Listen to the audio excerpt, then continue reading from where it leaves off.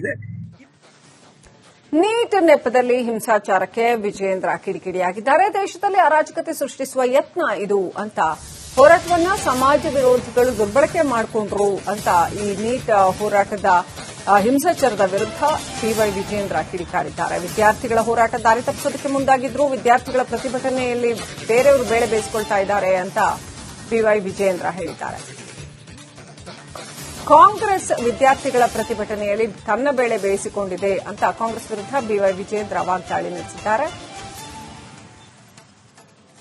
ವಿದ್ಯಾರ್ಥಿಗಳ ಹೋರಾಟವನ್ನ ದುರ್ಬಳಕೆ ಮಾಡಿಕೊಂಡ್ರು, ದಾರಿ ತಪ್ಪಿಸಿದ್ರು ಅಂತ ಬಿವೈ ವಿಜೇಂದ್ರ ಹೇಳಿದ್ದಾರೆ.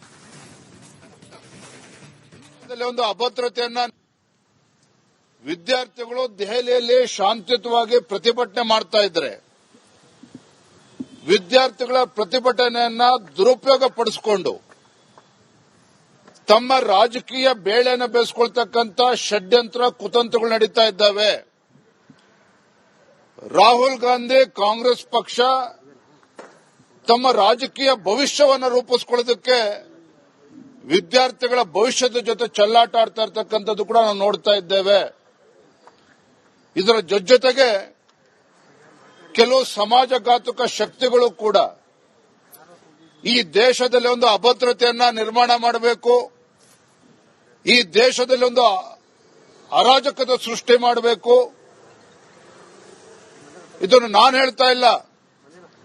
ವಾಂಗ್ಚುಕ್ ಅವರು ತಮ್ಮ ಉಪವಾಸ ಸತ್ಯಾಗ್ರಹದಿಂದ ಹಿಂದೆ ಸರಿಬೇಕಾದ್ರೆ ಇದನ್ನು ಕೂಡ ಅವರು ಹೇಳಿದ್ದಾರೆ. ವಿದ್ಯಾರ್ಥಿಗಳ ಹೋರಾಟವನ್ನ ಕೆಲವು ಸಮಾಜಘಾತುಕ ಶಕ್ತಿಗಳು ದುರುಪಯೋಗ ಪಡಿಸಿಕೊಳ್ತಾ ಇದ್ದಾವೆ. ಅದಕ್ಕೋಸ್ಕರ ನಾವು ಉಪವಾಸವನ್ನು ಹಿಂತೆಗೆದುಕೊಳ್ತಾ ಇದ್ದೇನೆ ಅನ್ನೋ ಮಾತನ್ನು ವಾಂಗ್ಚುಕ್ ಅವರು ಕೂಡ ಹೇಳಿದ್ದಾರೆ. ಮಹಾರಾಷ್ಟ್ರದಲ್ಲಿ, ಬಿಹಾರ್ನಲ್ಲಿ, ಕರ್ನಾಟಕ ರಾಜ್ಯದಲ್ಲಿ, ದೇಶದ ಬೇರೆ ಬೇರೆ ರಾಜ್ಯಗಳಲ್ಲಿ ಇಂಥ ದುಷ್ಟ ಶಕ್ತಿಗಳು ವಿದ್ಯಾರ್ಥಿಗಳ ಹೆಸರಲ್ಲಿ ಬೆಂಕಿ ಹಚ್ಚತಕ್ಕಂಥ ಕೆಲಸ ಮಾಡೋದಕ್ಕೆ ಹೊರಟಿದ್ದಾರೆ.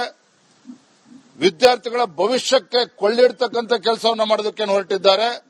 ಇದರಿಂದ ಎಚ್ಚೆತ್ತುಕೊಂಡು ಇವತ್ತು ಧರ್ಮೇಂದ್ರ ಪ್ರಧಾನ್ ರವರು, ಮಾನ್ಯ ಸಚಿವರು ತಾವೇ ಮುಂದೆ ಬಂದು ರಾಜೀನಾಮೆಯನ್ನು ಕೊಟ್ಟಿದ್ದಾರೆ.